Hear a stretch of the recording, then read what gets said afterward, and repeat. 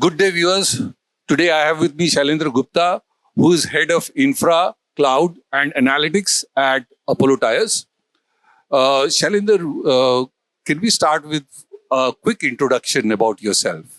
Sure. So it's been now more than 2 decades in the industry. Okay. With Apollo, it's been now almost 6 years. Mm-hmm. And as mentioned, I head the entire cloud infra, AWS, Azure, and anything else. I take care of the entire reporting, data engineering, and the Okay. data warehousing part. And on the top of That's that, massive. whatever the AI and analytics happens. Hmm. So that is what I take care of. Awesome. So you have been 6 years with Apollo, looking after cloud infra, analytics, business intelligence, Yeah. data. Yeah. Awesome. Awesome. And how has been your journey for the last 6 years? It's been very rewarding. We are a very progressive company. The decision making is very quick, and then that's the reason that we have achieved so much of progress in the field of whole AI. You saw during the presentation, out of the 5 levels, we are already at level 4 in terms of achieving what people are still thinking. Correct. So we have Correct. already reached to that particular journey. So very happy with all the progress that I'm seeing. Yeah. Yeah, thank you for sharing that because I had the pleasure of listening to your talk. Could you, for the benefit of audience, talk about what you mean by we have already reached level 4? What would the audience take away as level 4? Yeah, sure. So, as we discussed, level 4 is where it was presented. The agentic AI has reached to the level where it can take the decision on its own. It can do the root cause analysis. It can spin the agents, and then it can find the problem statement in the data. So that's Okay. something very critical, and a lot of people are trying to achieve that. And it heavily depends upon the single source of data and very clean metadata. When we started our journey 4 years back, we were very clear about those requirements. Okay. Okay. So we created the whole central data lake. We ensured that our metadata is extremely clean, and now that it was already done, we are reaping the benefits of those. Okay. Okay. So last year when we started the whole LLM journey, and as LLM is also maturing in terms of understanding the context of the user and all, we were very quick in terms of getting the ROI and the products out of it. Oh, The production okay. ready products. All right. Okay. Okay. After the initial POCs, and as we always do now, what we have done, we have created the whole AI layer as an architecture. Okay.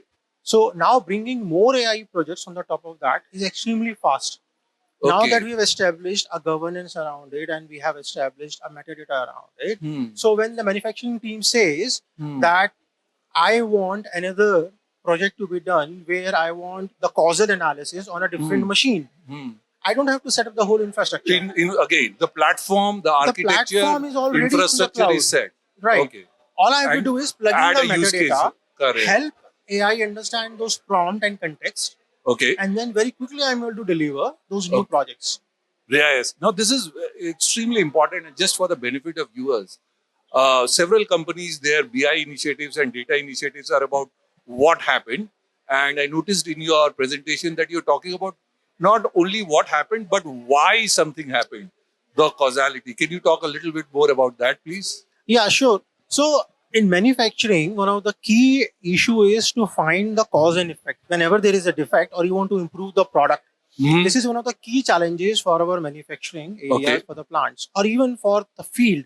Whenever there is an issue with the product, you want to identify where exactly it happened, who was the reason. Is it the raw material, or is it the operator? Is it the machine? Okay. So that whole thing is the key for us to improve the product quality. And also for our R&D, if they want to reduce the design time of the new products, these learnings, they heavily use those learnings. Okay. Now, the traditional way was you will hire a data scientist, he will do the due diligence, he will do the exploratory analysis, then come up with an answer.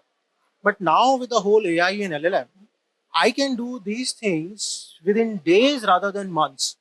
Oh, so earlier it used to take months. I mean, you hire a person, give him the business domain knowledge, and then he will do something and he will learn something, But then he'll dig up something and analysis, and it will take a few months. Right. And now you can do the same thing in days using AI. because my all data, IoT data, streaming data, sales data, everything is coming to a single point in the data lake. Correct. So I don't have to talk to 10 systems. I have to only talk to one system. One system. Okay, where my AI can connect. If I see database 1, database 2, database 3, it can hop between those databases. It can find the context based on the knowledge graph that I have set up and give me the answers very quickly. Awesome. Awesome. Now, from what I have seen of your AI journey, you are at an advanced stage. You're already on level 4. You have set up a platform. You have set up an architecture. You have set up the infrastructure. While there are several enterprises who are just about beginning on their AI journey. So, what would be your recommendations to enterprises that are just about embarking on their AI journey? What would 3 things that you will tell them as best practices? Yeah, so now that already AI has matured so much, some people might think that they still want to start with ground zero and then consolidate the data. If you have that bandwidth, do that. But otherwise, you don't have to wait and watch. Okay. Even today, if you have a single source of data and you can develop a product and ROI, most importantly, don't do it just for the sake of doing it. But if you can develop an ROI, start with that. Early wins are important. Early wins are important. Yeah. It should be business led, ROI led, not technology led. So Exactly. It's not that you want to implement an LLM, but is business really getting an ROI out of it? correct. Can you really LLM sell it happens to the to be a board? means, Yeah. right? Can you sell it to the board and those kind of things? So that is the most important thing. Okay. But at the same time, run it in parallel that you bring the data to a single location. Consolidate the Because data. don't try to make your AI project complicated. Today, you will make it talk to 10 applications. Tomorrow, you won't be able to link those Correct. 10 applications to get a single answer. So don't do that. Make sure you gradually bring the data to a single location. Okay. Point your AI to that single location and then make a meaning out of it. Okay. This is very, very useful for enterprises. That first, the quick wins are important. The first wins are important.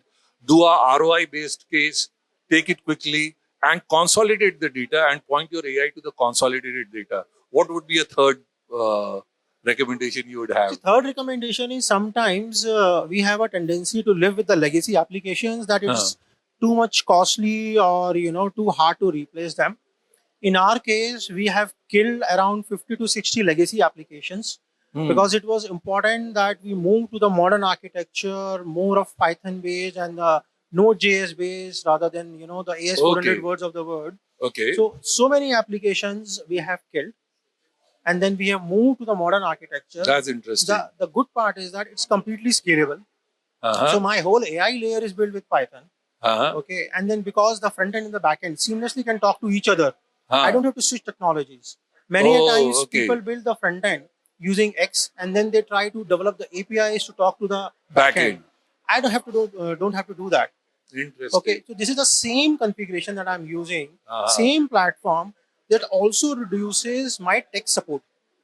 Okay. So I have single kind of tech support where I want to invest in one knowledge base, in one technology, and I can seamlessly get the partners to do that rather than jumping across the technologies. But you're not recommending move away from the 3-tier architecture. You're just saying that use the same tech stack across front end, back end so that it is easier to talk between the two. I mean, 3-tier architecture rather is good. It's rather more scalable, especially considering the middle tier, which can, spin the systems on its own. Correct. And especially with AI, it is rather even more required considering the scalability that you need with AI. Correct. So 3-tier architecture still stays valid. It is a beautiful one. Yeah, Use one should it. not confuse that with... In fact, from 3-tier, people are now going to the Kubernetes, which is more of N-tier architecture now. Okay. Right? So we are using those kind of things. We have the clusters running.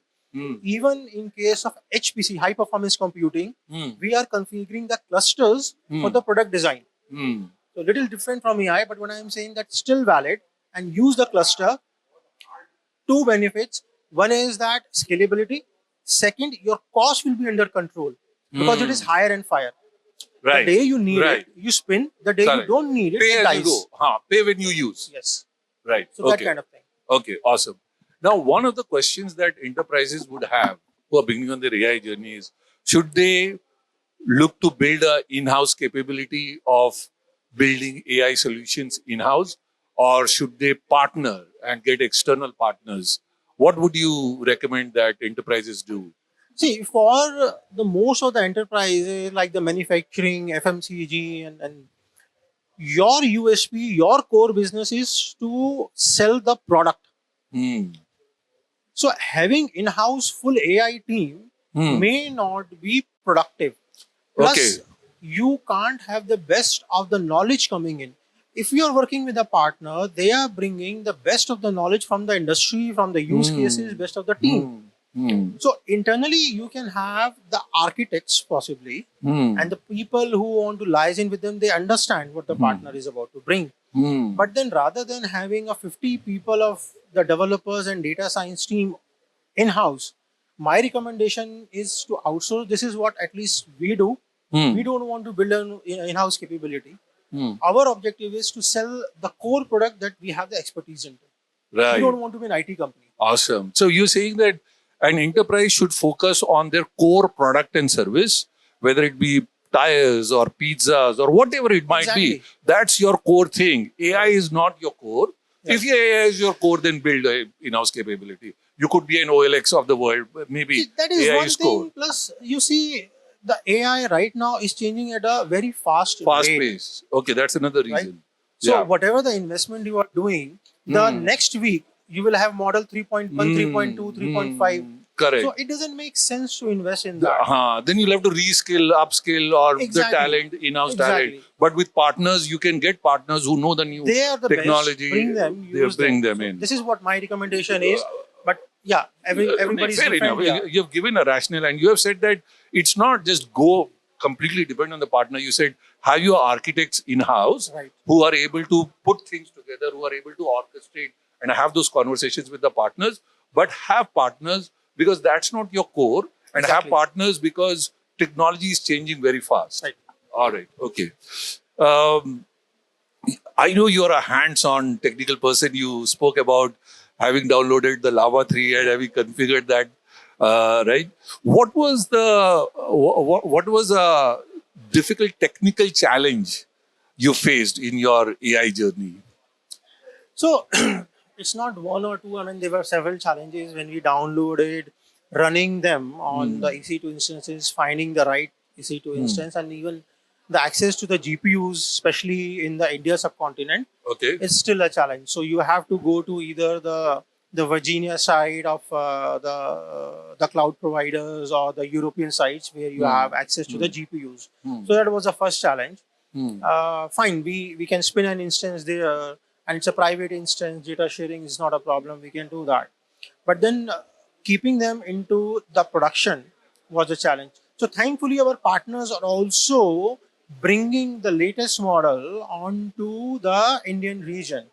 So our Okay. entire data center, our entire set of data is within the Indian region. We do not want that latency and data sharing to happen. Correct. Correct. So our partners are also agile. So those challenges are being solved. The other thing is finding the right partner. A lot of startups and partner come boasting that they can, bring the End-to-end moon and the business stars. problems. They can bring the actually moon. They can change the whole thing with a click of a button on AI. But actually, when you ask them the few questions or their team, and ask them to give a demo or a POC, things starts to fail.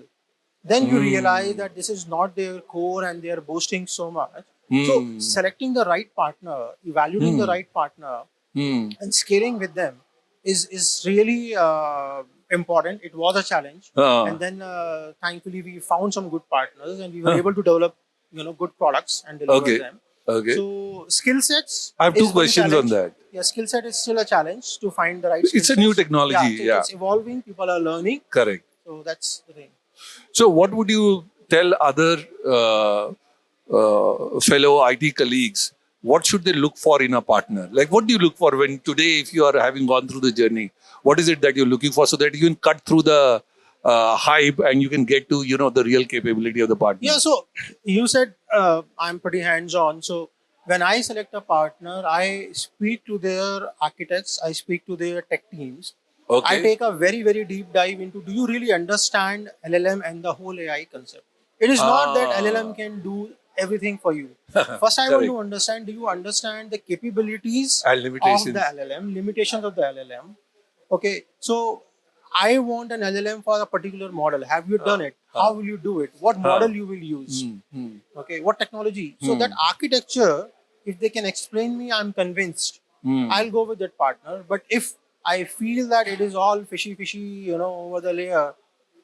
Immediately, I know that this is not the right person for me. So to you go don't talk to forward. the salespeople. You ask them to bring in their techies, Exactly. their architects. You talk to their architects, and do the architects have that depth of knowledge? They may not have done everything, but do they understand conceptually what LLMs and what Yep. AI is about and what it is not about equally? All right. Okay. Talking about partners, you have built your infrastructure on AWS. What advantages do you have with AWS? What are the things that have been helpful to you from a AWS perspective? So with AWS, I've always seen they are extremely agile in bringing the new technology to the platform. Hmm. Okay, so all the latest models, mostly within 15 days, a month, they are available on Bedrock. Okay. Their native models now they launched Nova. They are also available in the India region, Mumbai region. I can Okay. access them. So So that they're is one quick to thing. bring in new They're quick to technology. bring. What I like, they heavily invest in the open source rather than the proprietary things. So I can Okay. customize a lot of things on my own. I have two Okay. flavors. I can Ah, use the complete open source or I can use the service provided open source, which is supported by AWS as a full service. correct. Then in some cases, they are extremely mature in terms of all of the service providers. So their IoT offering is one of the most mature, offering in terms of service. I have not seen anything like the green grass and the IoT core with any other partner. Hmm. So those are the things I really like Okay. with them. And so experimentation, trying, testing, all those things, it becomes very easy. Okay. So they bring things quickly. They give you multiple options, open source, supported open source. Yeah. Even if you wanted to go in for an OEM solution, you could do that. Right. You have all those options. You can experiment. And there are certain solutions that are very mature. For example, the IoT that is very mature. Uh, Last question.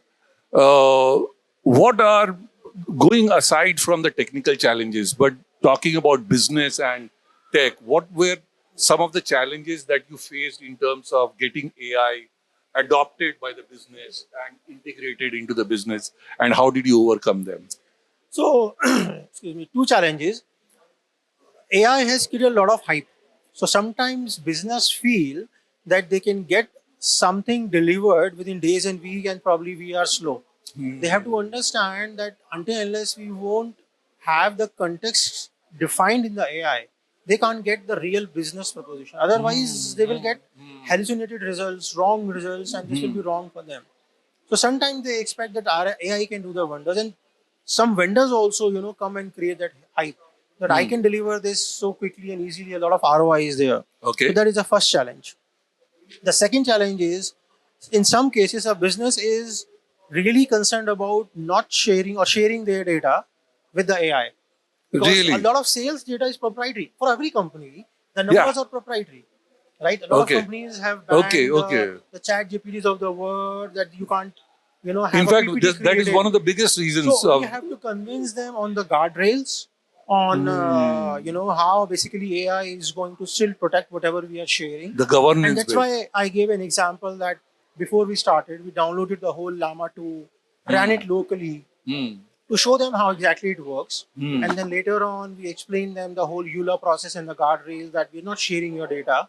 And we have to explain them one is the open source, okay, which public can access and Correct. can share their data. The second is the enterprise edition, where we are signing a contract with the AI provider or the model provider, and your data is safe. So both the things. Interesting. Interesting. So, two things you said. One is the business expectation that I want AI solution in days Very and quickly weeks, delivered. and it takes time. Unless you build the context, you won't be able Yes. to do it. Right? Yeah. Okay. Thank you. Thank you so much. One last tip in this AI journey. What is one technical learning you have had that would benefit others? Deep tech learning, because you're so hands-on. See, my deep tech learning is spend some time in really understanding the nitty gritties of LLM. That is the most important thing. Okay. I'm able to deliver because I understand the do's and don'ts and the limitations. Okay. For example, tomorrow, if you want to develop a mathematical model with LLM, it will completely fail. You Okay. simply ask a question, take a large 11-digit number anywhere from the Google, and then ask your AI or the Llama, Ah. is this a prime number? 99% of the time, it fails. Huh. It will say a non-prime number is prime number. Huh. So be clear, what exactly do you want? Are Yeah. you expecting a mathematical model? Are you expecting a vision model, multi-model? What exactly you are expecting? So if you are clear on that, that this is a language model, it can It is a understand language the model, context. It yes. can understand the context, give you a summary of the PDF. Correct. In some cases, like things are improving and you can use cursor.ai and Uh-huh, all, uh-huh. it can generate the code for you. Huh. But it is not that Code is after still that language. code, you Code can is still kill the language. developer. You cannot Correct. kill the developer. You still have to debug the code, modify it. Correct. So set your expectations right. It's a And that developer can happen productivity only tool. Yeah. if you spend few days, few hours in understanding what exactly is LLM, how does it work, what are the limitations of that particular thing.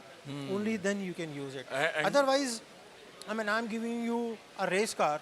You really do not know how to control. What will happen? You will crash. It will crash. It will crash, right? Right, So right. that's the Yeah, thing. and I've seen that people asking about LLMs to build inventory optimization models or forecasting It models. can't do that. Absolutely wrong use case, Yeah. right? I mean, So- number is, as you said very beautifully, it's a language model. It is not a number model, right? Okay, all right. It has been wonderful speaking with you, Shalinder. Thank you pleasure. so much for your insights. Thanks for inviting. Thank you. Thank you.